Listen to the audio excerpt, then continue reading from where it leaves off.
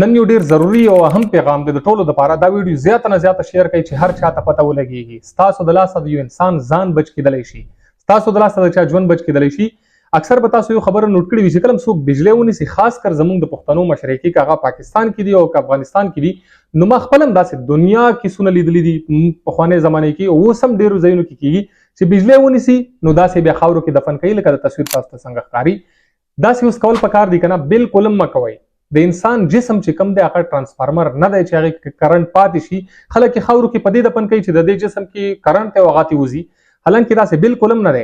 انسان جسم دی، دا بیټری نه دی، دا ټرانسفارمر نه دی چې دې کې کرنټ پاتې شي. که څنګه هم بجلی نه تاسو را دې خوا کړو، کرنټ نه هم را دې خوا کړو، نو د هغې جسم کې 1% کرنټ هم نه پاتې کېږي. دې وخت کې څه کېږي چې کله هم تاسو بجلی ونیسئ که نه، نو دې وخت کې وینه جم کېده شروع شي، بلډ کلوټ شروع شي، دماغ باندې ډېرې کسر کوي. دې وخت کې پکار څه شی دی؟ دا انسان تاسو ګرم وساتئ، کمبل ترې تاو کوئ، صدر ترې تاو کوئ یا ګرم ځای ته یې کوئ، نو خاورو کې چرت هم مږ دی، خاورو کې دې ته چرت هم داسې نه کېږي چې دا انسان بالکل ټیک ټاک شي. تاسو ته کول څه پکار دي؟ صحیح طریقه څه دی؟ کمبل ترې تاو کوئ. دویمه خبره چې کله هم تاسو اول چې کوم ځای بجلی نیولی وي که نه، نو اول کوشش وکړئ چې کوم ځای نه بجلی بندېږي هغه بند کړئ. هغه ځای نه بندېږي یا تاسو ته نون کنډکټینګ داسې شی وي، لرګی وي یا ګلیبن وي، صدر وي چا سره، هغه راخلاص کړئ اول هغې ځای نه. چې کله راخلاص شي که کوم ځای نه هم د هغه وینه ځي، بلیډینګ کېږي، دا شی خطرناک دی. وینه چې کله هم تېزي، کوشش وکړئ چې خپل بنین ورته راوباسئ، کپړې ورته راوباسئ، صفا کپړه وي چېرته، هغه ځای نه یې تاو کړئ چې کوم ځای نه وینه ځي.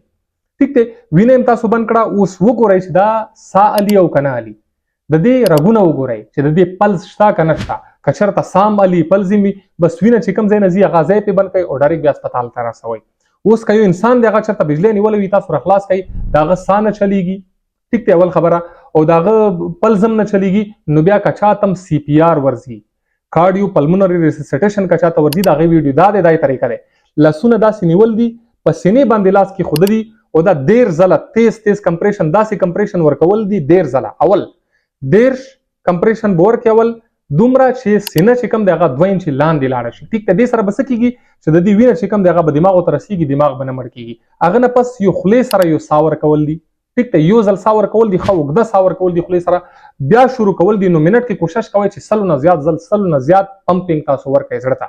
که CPR چاته ورځي هغه وخت کې، که د دې ساه نه چلیږي هغه وخت کې، هغه نه بغیر تاسو ته مه وویل چې خولې باندې هېڅ هم مه ورکوئ، دا سیزم مه کوئ. خولې باندې اکثر خلک به تاسو لیدلي وي که اکسیډنټ وکړي، وغورځي چېرته یا بجلی ونیسو، نو خلک ورته څه شی شروع کړي؟ شربت یې ورته شروع کړي، جوسونه ورته راوړي چې یله ورکه. خولې باندې په دې مه ورکوئ چې دې وخت کې کله موږ ته کرنټ ولګېږي که نه، نو زموږ د بډۍ د بدن چې څومره نظام دی، دننه چې کوم نظام دی هغه درهم برهم شي بالکل. نو دې وخت کې که ته چېرته شربت ورکوئ یا جوس ورکوئ، نو دا به کوي څه؟ دا به الټۍ کوي. چې الټۍ وکړي دا شی خطرناک کېږي دا مریض بیا. ولې چې د هغه بدن کې لږ که چېرته لږ انرژي وي، نو تاسو چې کله جوس ورکوئ دا الټۍ وکړي، لږه انرژي هم بهر ترې راوځي، دا انسان بیا خطرناک کېږي. چېرته هم داسې مه کوئ چې خاورو نه لاندې به دفن کوئ. کوشش کوئ صدر ترې تاووئ، کمبل ترې تاووئ، کوم ځای نه وینه ځي هغه ځای وینه پرې بندوئ. هسپتاله پورې CPR د کومه طریقه چې زه کوشش هم کوم چې بله ویډیو CPR باندې جوړه کړم ځان ته، کوشش کوئ چې CPR که چاته ورځي هسپتاله پورې CPR ورکوئ او خاورو کې یې مږدئ، ګرم یې ساتئ، انشاءالله دا مریض به سیفلی هسپتال ته رسېږي او بالکل به ټیک وي. مهرباني.